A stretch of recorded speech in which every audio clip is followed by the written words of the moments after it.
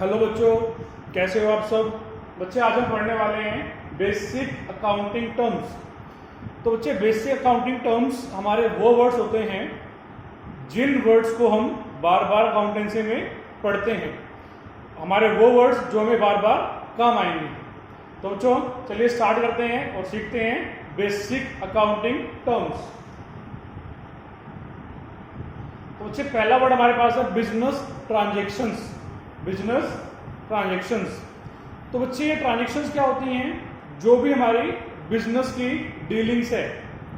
अब as a businessman हमने क्या परचेज किया, क्या हमने सेल किया, क्या हमने ट्रांजेक्शन की, क्या हमने पूरे दिन में काम किया।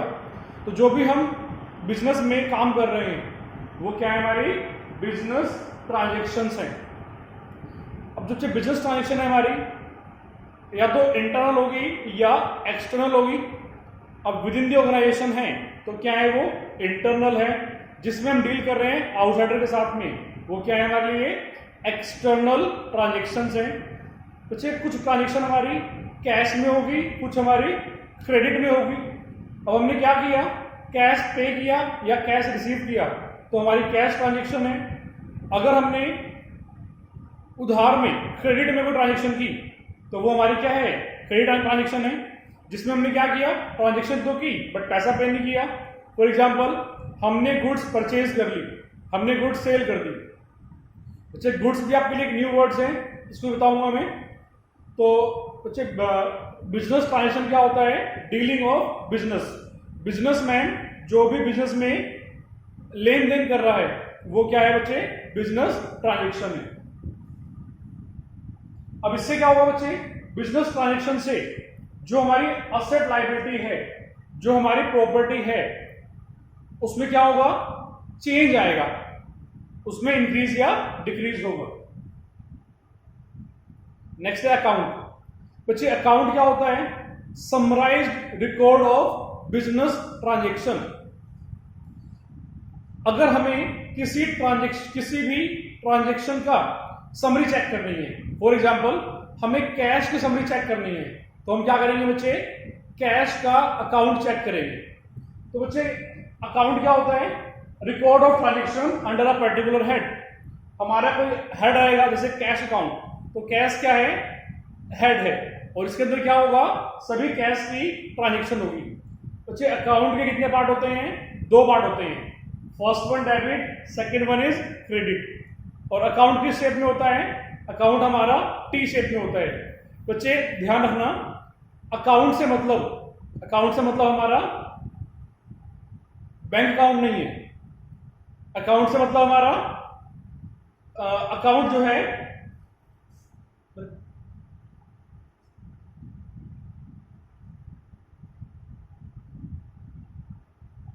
बच्चे एज अ कॉमर्स स्टूडेंट अगर अकाउंट बोला गया आपके लिए तो आपके माइंड में आना चाहिए ये टी शेप अकाउंट। तो ये क्या बच्चे, हमारा टी शेप अकाउंट है। इसमें लेफ्ट हैंड साइड होता है डेबिट साइड। हमने जो भी डेबिट किया उसको हम क्या करेंगे, लेफ्ट हैंड साइड लिखेंगे। अगर हमने कुछ क्रेडिट किया तो उसको हम क्रेडिट साइड लिखेंगे। तो बच्चे ये हमारा अकाउंट है, किस शेप में है, ये टी शेप में है। लेफ्ट हैंड साइड में क्या है, डेबिट साइड है, राइट हैंड साइड में क्या है, क्रेडिट साइड है, और ऊपर क्या होगा, पर्टिकुलर हेड, यानी कि नेम ऑफ द अकाउंट। यहां पे क्या कहेंगे बच्चे हम, नेम ऑफ अकाउंट। अब बच्चे जो डेबिट है इसकी शॉर्ट फॉर्म यूज होती है हमारे लिए डीआर। डीआर मतलब डेबिट और सीआर मतलब क्रेडिट। तो अगर आपको बोला गया अकाउंट तो आपके माइंड में क्या आना चाहिए, this is the account for a commerce student. Left hand side debit side, right hand side credit side. अगर हमने कुछ डेबिट किया तो उसको हम यहां लिख देंगे, अगर हमने क्रेडिट किया तो उसको हम यहां लिख देंगे।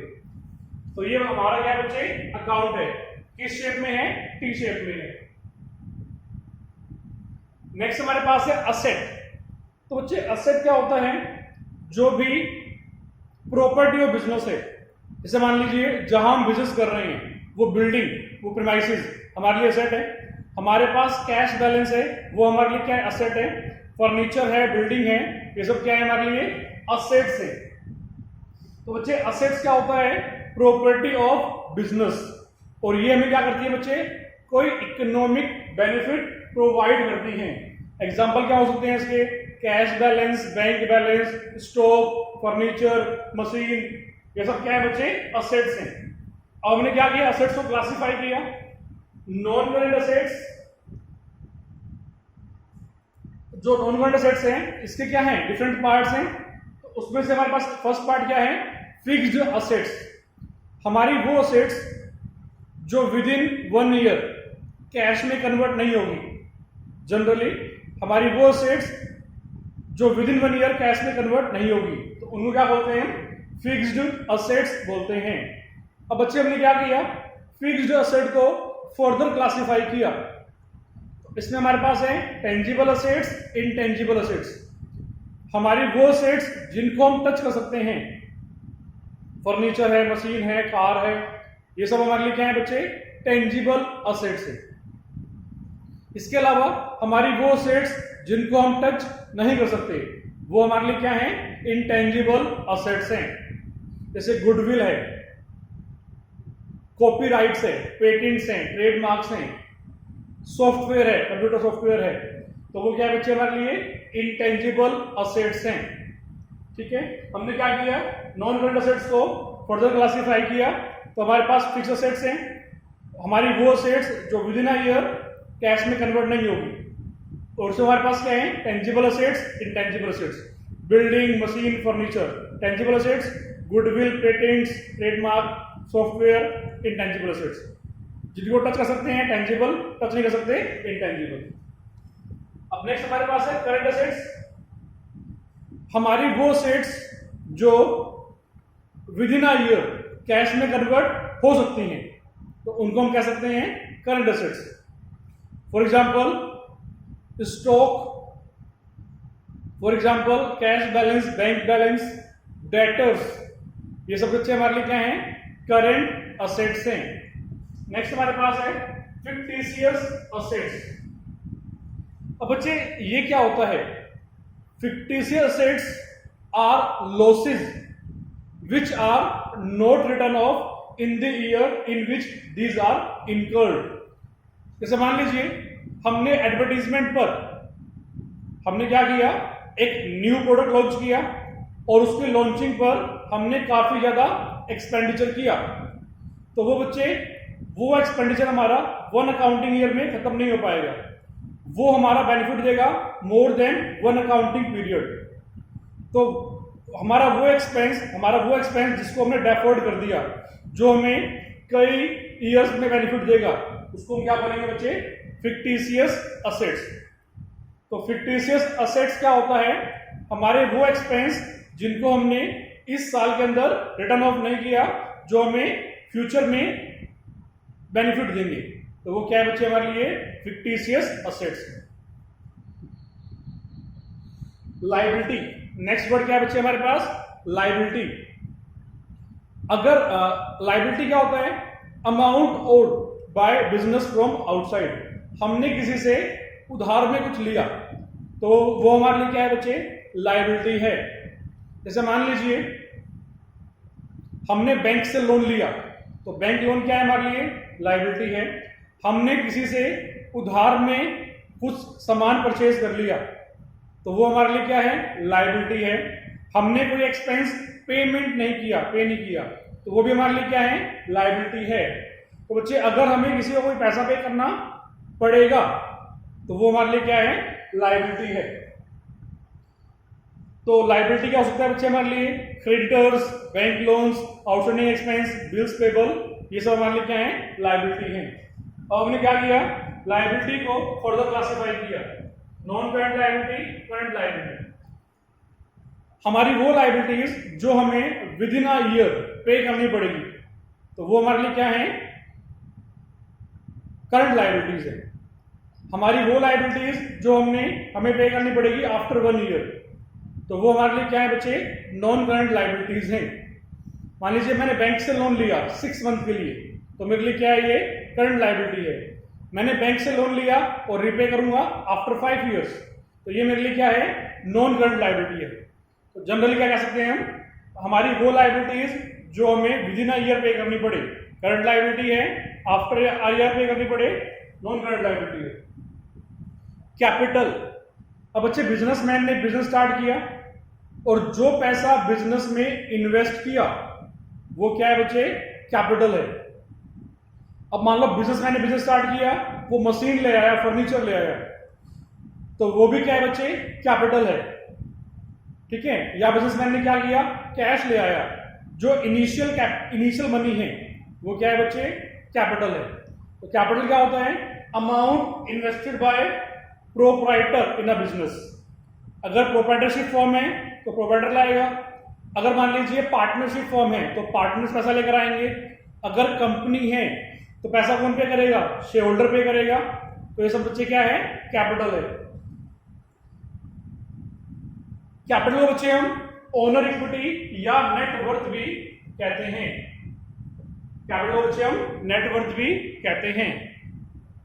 अच्छा, कैपिटल कैलकुलेट करने के लिए हमारे पास एक फॉर्मूला है, capital equal to assets minus liabilities.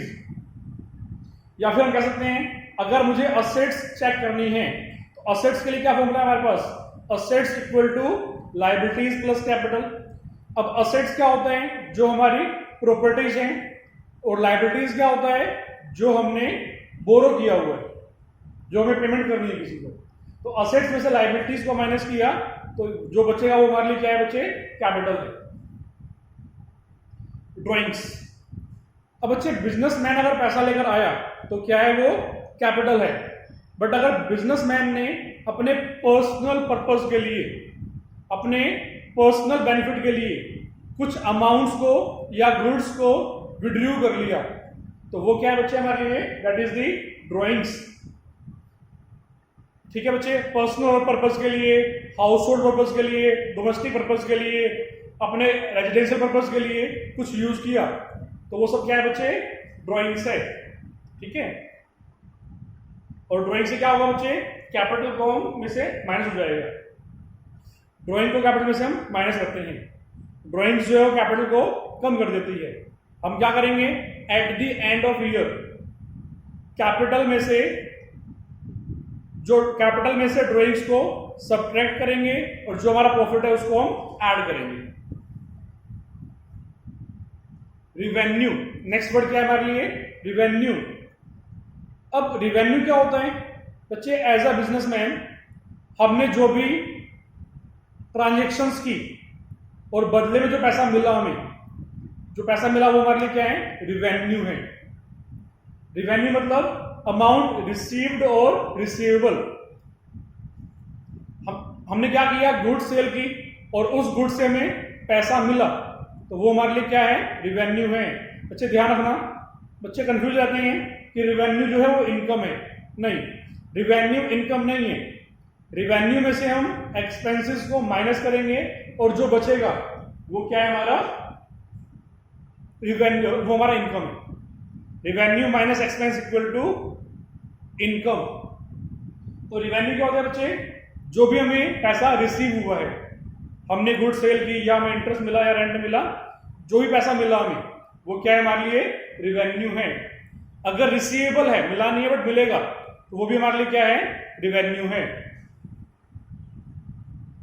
Expenses, expenses क्या होता है, जो हमें पैसा हमने पे किया। जैसे मान लीजिए हमने रेंट पे किया, हमने सैलरी पे की, तो हमारे जो भी एक्सपेंस हमने जो पे किए वो सब हमारे लिए क्या है, एक्सपेंसेस हैं। हाँ, जनरली एक्सपेंसेस जो होते हैं हमारे वो विद इन अ ईयर के लिए होते हैं। रेंट पे किया तो बेनिफिट देगा विद इन अ ईयर, हमने गुड्स परचेज की तो कंज्यूम करेंगे या रीसेल करेंगे विद इन अ ईयर। तो ये सब क्या है बच्चे हमारे लिए, एक्सपेंसेस हैं। हमने रेंट पे किया, सैलरी पे किया या कोई अदर एक्सपेंस पे किया तो सब हमारे लिए क्या है, ये एक्सपेंसेस हैं। बच्चे ध्यान रखना, एक्सपेंडिचर और एक्सपेंसेस दोनों क्या हैं, अलग अलग वर्ड हैं। हम इनके बारे में भी बाद में बात करने वाले हैं। अब बच्चे एक्सपेंसेस होते हैं हमारे, ये दो तरह के हो सकते हैं, प्रीपेड एक्सपेंस या outstanding expenses. Those expenses which have been paid in advance. Are prepaid expenses and those expenses which are unpaid, हमें पे करना था बट अभी तक हमने पे नहीं किया, तो वो हमारे लिए क्या है, आउटस्टैंडिंग एक्सपेंसेस हैं। इनकम बताया मैंने अभी आपको, अगर रिवेन्यू में से एक्सपेंसेस को माइनस कर देंगे तो क्या बचेगा हमारे पास, इनकम। तो इनकम क्या होता है, रिवेन्यू माइनस एक्सपेंसेस। मान लीजिए एग्जांपल लेते हैं कोई एक, मान लीजिए मैंने क्या किया, एक लैपटॉप परचेज किया 40,000 में। मैं एक बिजनेसमैन हूं, मैंने क्या किया, एक लैपटॉप परचेज किया 40,000 में। अब मैंने उस लैपटॉप को सेल किया 50,000 में, तो बच्चे रिवेन्यू कितना हुआ मेरे पास, 50,000, एक्सपेंस कितने का हुआ मेरा, 40,000, तो जो बचा दैट इज ₹10,000, वो मेरे लिए क्या है, इनकम है। ठीक है, तो बच्चे इनकम क्या होता है, रिवेन्यू माइनस एक्सपेंसेस। और रिवेन्यू क्या होता है, जो हमारी कलेक्शन है, जो रिसीव हो रहा है, नहीं। एक्सपेंस मतलब जो हमने पे किया, तो revenue minus expense equal to income. अब बच्चे income equal to profit plus gain. Profit और गेन जो है ये दोनों डिफरेंट वर्ड्स हैं। एज अ कॉमन स्टूडेंट्स हमारे लिए क्या है, ये दोनों वर्ड डिफरेंट वर्ड्स हैं, तो इनके बारे में भी हम नेक्स्ट स्लाइड में बात करेंगे।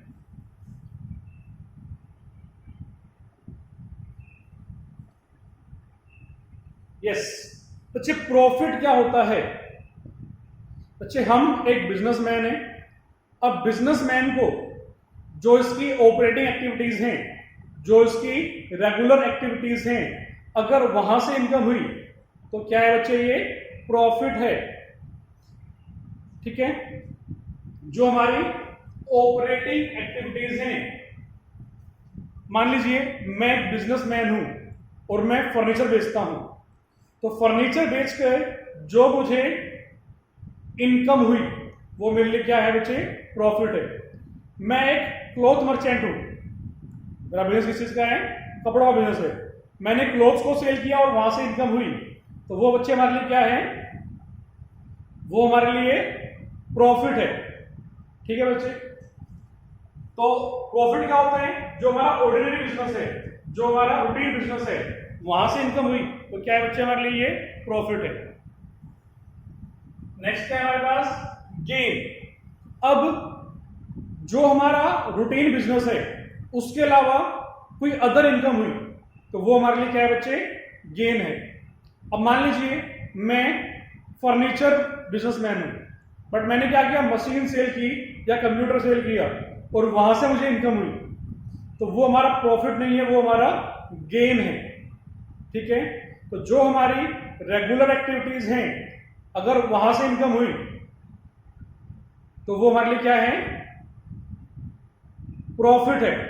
जो हमारी नॉन ऑपरेटिंग एक्टिविटीज हैं, जो हमारा मेन बिजनेस है, उसके अलावा जो हमारी एक्टिविटीज हैं, अगर वहां से इनकम हुई तो वो हमारे लिए क्या है, वो गेन है। हमने असेट्स को बेचा, मान लीजिए मैंने एक फर्नीचर को परचेज किया 1 लाख में और मैंने उसको सेल किया 1.5 लाख में, तो जो 50,000 है ये क्या है बच्चे, हमारे लिए गेन है। ठीक है, बट कंडीशन क्या होनी चाहिए कि हमारा बिजनेस फर्नीचर का नहीं होना चाहिए। अगर फर्नीचर बिजनेस वाले ने सेल किया फर्नीचर और वहां से इनकम हुई तो ये बन जाएगा प्रॉफिट। तो बच्चे एज अ कॉमर्स स्टूडेंट हमारे लिए दोनों वर्ड क्या हैं, अलग अलग हैं। जो रूटीन बिजनेस है, रेगुलर बिजनेस है, वहां से एक्टिविटी हुई प्रॉफिट, उस बिजनेस के अलावा किसी अदर बिजनेस एक्टिविटी हुई तो क्या है, ये गेन है।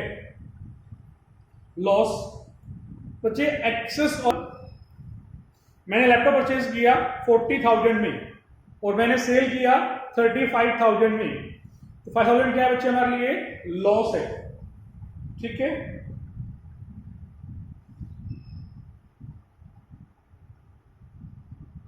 नेक्स्ट हमारे पास क्या है, एक्सपेंडिचर है। मैंने बताया था आपको, एक्सपेंस और एक्सपेंडिचर दोनों क्या हैं, अलग अलग बातें हैं। तो बच्चे एक्सपेंडिचर क्या होता है कि हमने जो भी एक्सपेंस पे किया, जैसे मान लीजिए बिल्डिंग परचेज की, मशीन परचेज की रेंट पे किया, सैलरी पे किया, ये सब हमारे क्या हैं, एक्सपेंडिचर हैं। जो एक्सपेंडिचर हैं बच्चे हमारे, ये दो तरह के होते हैं, revenue expenditure and capital expenditure. हमारे वो एक्सपेंडिचर जो हमें बेनिफिट देंगे विद इन अ ईयर, तो उसको हम बोलते हैं रेवेन्यू एक्सपेंडिचर। इनको हम एक्सपेंसेस भी बोल सकते हैं। दूसरा हमारे पास है कैपिटल एक्सपेंडिचर। हमारे वो एक्सपेंडिचर जो हमें बेनिफिट देंगे more than one accounting period, तो उसको हम बोलते हैं कैपिटल एक्सपेंडिचर। अब नेक्स्ट हमारे पास है deferred revenue expenditure, like fictitious assets. Fictitious asset क्या होता है बच्चे, हमारी वो एक्सपेंसेस जो इस साल के अंदर रिटर्न ऑफ नहीं हो पाए, वो क्या है हमारे लिए, फिक्टिशियस असेट्स हैं। तो जितना उसमें से इस साल रिटर्न ऑफ हो गया वो क्या है हमारे लिए, डेफर्ड रेवेन्यू एक्सपेंडिचर है। और जो बच गया उसको हम डेफर्ड कर देंगे, उसको हम नेक्स्ट ईयर्स में रिटर्न ऑफ करेंगे। एग्जांपल लिया था मैंने, हमने क्या किया, एडवर्टीजमेंट पर काफी ज्यादा खर्च किया, ठीक है बच्चे, जो हमें बेनिफिट देगा मोर देन वन अकाउंटिंग पीरियड। तो जो हमारा करंट अकाउंटिंग पीरियड के लिए है वो क्या है, रेवेन्यू एक्सपेंडिचर है। मगर जो बच गया उसको हमने क्या किया, डेफर्ड कर दिया, तो क्या बन गया हमारे लिए वो, डेफर्ड रेवेन्यू एक्सपेंडिचर। इसको क्या करेंगे हम, बैलेंस शीट में असेट्स में शो करेंगे, ठीक है। इसी को हम बोलते हैं बच्चे फिक्टिशियस असेट्स। तो बच्चे एक्सपेंडिचर क्या होता है इसके बारे में थोड़ा बात करते हैं। बच्चे हम बात कर रहे हैं एक्सपेंडिचर के बारे में। तो ये तीन तरह के होते हैं हमारे वाले, कैपिटल एक्सपेंडिचर, रेवेन्यू एक्सपेंडिचर और deferred revenue expenditure. Capital expenditure हमें बेनिफिट देंगे more than one accounting period, but these are non recurring in nature, मतलब हमें इनको बार बार पेमेंट नहीं करनी पड़ेगी। फॉर एग्जाम्पल हमने बिल्डिंग परचेज कर ली, मशीन परचेज कर ली, तो ये हमारे लिए क्या है, कैपिटल एक्सपेंडिचर है, बट नेचर कैसा है इनका, नॉन रिकरिंग।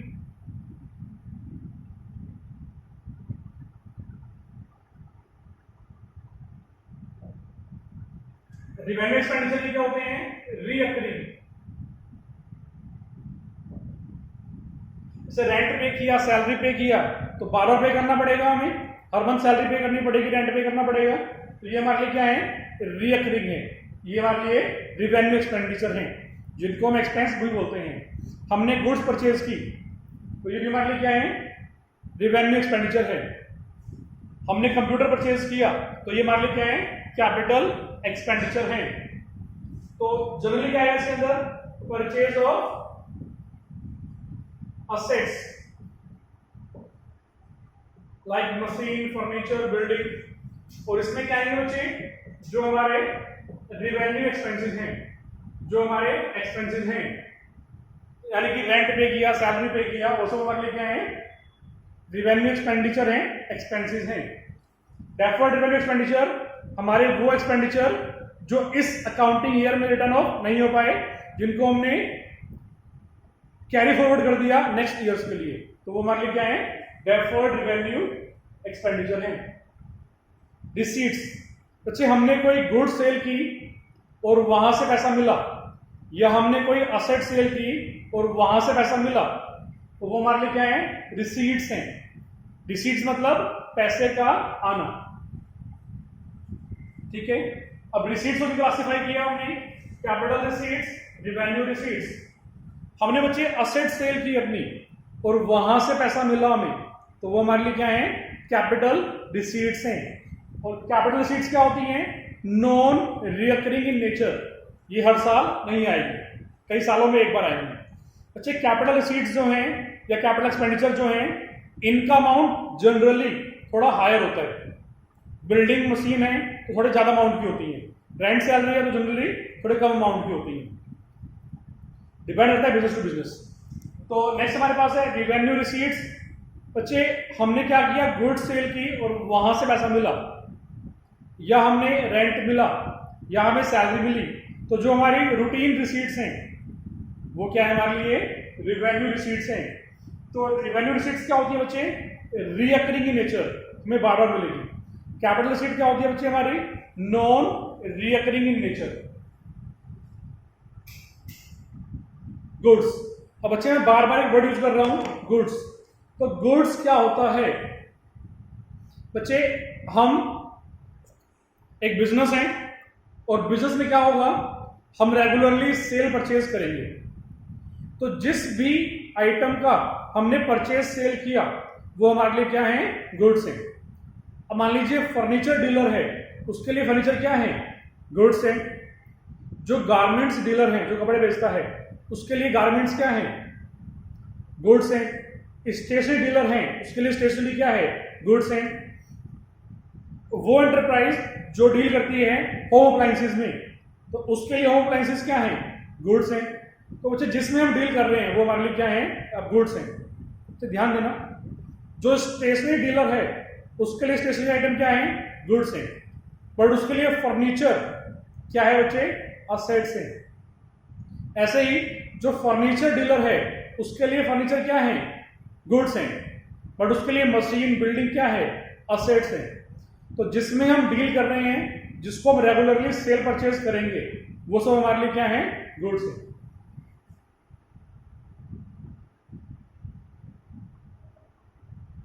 परचेजेस, अब बच्चे अगर हमने गुड्स को, ध्यान से सुना मेरी बात को, अगर हमने गुड्स परचेज की तो उसके लिए क्या वर्ड यूज करेंगे हम, परचेजेस। तो बच्चे परचेजेस जो वर्ड है ये हम यूज करते हैं गुड्स के लिए। असेट्स के लिए उनका हम नेम यूज करेंगे। अगर मैंने बोला परचेज किया तो क्या परचेज किया, गुड्स परचेज किया। बट अगर मैंने मशीन परचेज की तो मुझे बताना पड़ेगा कि मैंने मशीन परचेज की। ठीक है बच्चे, तो परचेज वर्ड कहां यूज करेंगे हम, गुड्स परचेज करने के लिए। तो अगर हमारे गुड्स कैश में परचेज किया या क्रेडिट में परचेज किया तो क्या वर्ड यूज करेंगे उसके लिए, हम गुड्स वर्ड को हम यूज करेंगे। ठीक है, तो परचेज वर्ड जो है कैश परचेज, क्रेडिट परचेज दोनों के लिए आएगा। असेट्स के लिए उनका नेम यूज करेंगे हम, असेट के लिए परचेज वर्ड यूज नहीं करेंगे। परचेज वर्ड का यूज होगा गुड्स के लिए। गुड्स क्या होती हैं, जिसमें हम डील करते हैं। अब बच्चे होता क्या है, हमने गुड्स परचेज की और गुड्स निकले डिफेक्टिव, तो हम क्या करेंगे, उस गुड्स को वापस कर देंगे। क्या बोलेंगे इसको, परचेज रिटर्न या फिर रिटर्न्स आउटवर्ड्स। तो ये क्या होता है बच्चे, परचेज रिटर्न। हमने गुड्स परचेज की, गुड्स डिफेक्टिव निकली तो उसको वापस कर देंगे, क्या बन जाएगा वो, परचेज रिटर्न। तो गुड्स खरीदने के लिए क्या वर्ड यूज करेंगे हम, परचेजेस। और गुड्स वापस करने के लिए क्या वर्ड यूज करेंगे हम, परचेजेस रिटर्न। सेल्स, अब जो ये सेल्स वर्ड है बच्चे, ये हम कहां यूज करेंगे हम, गुड्स सेल करने के लिए। गुड्स खरीदने के लिए क्या वर्ड यूज करेंगे हम, परचेजेस। गुड्स बेचने के लिए क्या वर्ड यूज करेंगे हम, सेल्स। तो अगर मैं बोलता हूं मैं एक बिजनेसमैन, मैंने बोला कि सेल किया, तो क्या सेल किया हमने, गुड्स सेल किया। असेट सेल किया तो उसके लिए मेंशन करना पड़ेगा कि हमने असेट सेल की। ठीक है, तो सेल वर्ड को कभी भी हम असेट्स के लिए यूज नहीं करेंगे, सेल्स वर्ड को हम गुड्स के लिए यूज करेंगे। ठीक है, अब बच्चे हमने क्या किया, गुड्स सेल की, गुड्स डिफेक्टिव निकली या कोई और रीजन है, तो जिसको हमने गुड्स सेल की थी वो हमें गुड्स को वापस कर देगा। तो क्या बोलेंगे इसको, सेल्स रिटर्न या फिर returns inwards. Debtors, next word क्या है बच्चे हमारे पास, डेटर्स। अब हम एक बिजनेसमैन है, हम एक बिजनेसमैन है, तो जिसको हमने गुड्स सेल की, जिसको हमने गुड्स सेल की क्रेडिट पर, हम एक बिजनेसमैन है, हमने किसी पर्सन को क्रेडिट में, उधार में गुड्स सेल की, तो वो हमारे लिए कौन है, डेटर्स है। ठीक है बच्चे, तो डेटर कौन होता है, जिसको हमने उधार में गुड्स सेल किए हैं और अभी तक हमें पेमेंट नहीं मिली है, क्या बोलेंगे उसको, डेटर्स। नेक्स्ट वर्ड हमारे पास है ट्रेड रिसीवेबल, ट्रेड रिसीवेबल। तो बच्चे अगर मैं डेटर्स में बिल्स रिसीवेबल को ऐड कर दूं तो क्या बन जाएगा ये, ट्रेड रिसीवेबल। अब बिल्स रिसीवेबल क्या होता है, हमने क्या किया, बिल रिसीवेबल क्या है बच्चे? एक नेगोशिएबल इंस्ट्रूमेंट है जिस पर लिखा होता है कि जो हमारा जिसको हमने गुड सेल की है वो हमें एक पर्टिकुलर डेट को पर्टिकुलर अमाउंट पे कर देगा। तो वो इंस्ट्रूमेंट क्या है हमारे लिए? बिल्स रिसीवेबल है। बिल्स रिसीवेबल के बारे में हम एक चैप्टर आएगा बिल ऑफ एक्सचेंज, वहां पर पढ़ेंगे इसके बारे में। तो बच्चे ट्रेड रिसीवेबल क्या होता है? डेटर प्लस बिल्स रिसीवेबल, जिनसे हमें पैसा मिलेगा। डेटर कौन होते हैं? जिनको हमने उधार में गुड सेल किया है बट पेमेंट अभी हमें नहीं रिसीव हुई है।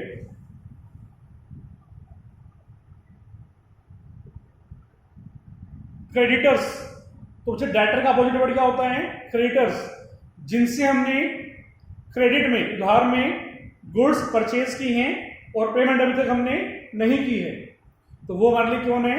क्रेडिटर्स है। ठीक है। ट्रेड पेबल, बच्चे अगर मैं क्रेडिटर्स में बिल्स पेबल ऐड कर दूं तो क्या बन जाएगा? Trade payables. तो बिल्स पेबल क्या होता है? ये भी क्या है बच्चे? नेगोशिएबल इंस्ट्रूमेंट है। अब इसमें हमने किसी पर्सन को एक इंस्ट्रूमेंट दिया जिस पर लिखा हुआ है कि हम पर्टिकुलर डेट पर पर्टिकुलर पर्सन को पर्टिकुलर अमाउंट पे कर देंगे, तो वो क्या बच्चे हमारे लिए? बिल्स पेबल है। बिल्स रिसीवेबल में क्या होगा? जो कस्टमर है वो हमें रिटर्न में देगा। बिल्स पेबल में क्या है? सप्लायर को हम रिटर्न में देंगे। तो बच्चे जब भी हम अकाउंट्स पढ़ रहे हैं तो आपको ध्यान रखना है कि हमें बिजनेस, हमारा बिजनेस है, उसके हमें ट्रांजेक्शन करनी है, उसके हमें डीलिंग करनी है। तो डेटर का अपोजिट क्रेडिटर, असेट्स का अपोजिट लायबिलिटी। इन्वेंट्री या स्टॉक, बच्चे गुड्स क्या होता है? हमने क्या किया? रेगुलर जिस आइटम को परचेज कर रहे हैं या सेल कर रहे हैं तो वो हमारे पास क्या है? वो हमारे लिए क्या है? गुड्स है। अब बच्चे अगर मैं किसी पर्टिकुलर डेट को चेक करता हूं कि मेरे पास कितनी गुड्स रखी हुई है तो वो मेरे लिए क्या बन जाएगा? इन्वेंट्री या स्टॉक। बच्चे गुड्स मतलब मूवमेंट और इन्वेंट्री या स्टॉक मतलब बैलेंस। हमारे पास कितना स्टॉक रखा हुआ है, बचा हुआ है, तो वो हमारे लिए क्या है? इन्वेंट्री या स्टॉक है। ठीक है। तो इन्वेंट्री या स्टॉक क्या होता है? टेंजिबल असेट है बच्चे हमारे लिए। ठीक है। अब इन्वेंट्री या स्टॉक से क्या करेंगे हम? या तो इसको हम रीसेल कर देंगे एज इट इज, या फिर इसको हम मैन्युफैक्चर करेंगे और गुड्स प्रोड्यूस करेंगे और फिर उसको हम सेल करेंगे। तो ये बच्चे हमारे लिए क्या है? इन्वेंट्री या स्टॉक है। अब बच्चे इन्वेंट्री या स्टॉक हमारे पास हो सकता है ओपनिंग स्टॉक, क्लोजिंग स्टॉक। अब ओपनिंग स्टॉक, क्लोजिंग स्टॉक क्या होता है? साल के स्टार्टिंग में हमारे पास है तो वो क्या है? ओपनिंग स्टॉक है। At the end of year जो हमारे पास गिवन है वो क्या है हमारे पास? क्लोजिंग स्टॉक है। 31 मार्च को सभी फर्म्स क्या करती हैं? स्टॉक टेकिंग करती है, स्टॉक काउंटिंग करती है। तो जितना स्टॉक बच गया वो क्या है बच्चे? क्लोजिंग स्टॉक है। At the end of year closing stock. और वही नेक्स्ट ईयर के स्टार्टिंग में क्या बन जाएगा बच्चे? Opening stock. अगर मैं बात करूं बिजनेस के बारे में तो बिजनेस दो तरीके के हो सकते हैं, ट्रेडिंग बिजनेस और मैन्युफैक्चरिंग बिजनेस। ट्रेडिंग बिजनेस क्या होते हैं? जिन्होंने as it is goods produce purchase की और एज इट इज गुड्स को सेल कर दिया, तो ये क्या बच्चे? ट्रेडिंग बिजनेस है। अब मैं दूसरा क्या हो सकता है? Manufacturing business. इसमें क्या होगा? हमने जो परचेज किया उसको हम बोलेंगे रॉ मटेरियल, फिर उसको क्या करेंगे? हम मैन्युफैक्चर करेंगे, गुड्स बनाएंगे और फिर उसको हम सेल करेंगे। तो जो सेल किया वो हमारे लिए क्या है? फिनिश गुड्स हैं। एग्जांपल लेता हूं एक, मान लीजिए हम फर्नीचर मर्चेंट हैं। मैंने क्या किया? टिम्बर या वुड परचेज किया, उसको कटिंग किया, मैन्युफैक्चर उसको असेंबल किया और फर्नीचर प्रोड्यूस किया। जब मैंने परचेज किया टिम्बर को तो वो मेरे लिए क्या है? रॉ मटेरियल है। अब मैं कटिंग कर रहा हूं, असेंबलिंग कर रहा हूं, तो ये क्या है? वर्क इन प्रोग्रेस है। और जब ये सेल के लिए रेडी है तो ये क्या है? फिनिश गुड्स हैं। ठीक है। अगर मान लीजिए मैंने टिम्बर को परचेज किया और एज इट इज सेल कर दिया तो ये हमारे लिए क्या है? ट्रेडिंग बिजनेस है। ठीक है बच्चे। तो बच्चे बिजनेस कैसा होगा? हमारा ट्रेडिंग होगा। ट्रेडिंग बिजनेस है तो इसमें क्या होगा? जो स्टॉक है वो ओपनिंग या क्लोजिंग होगा।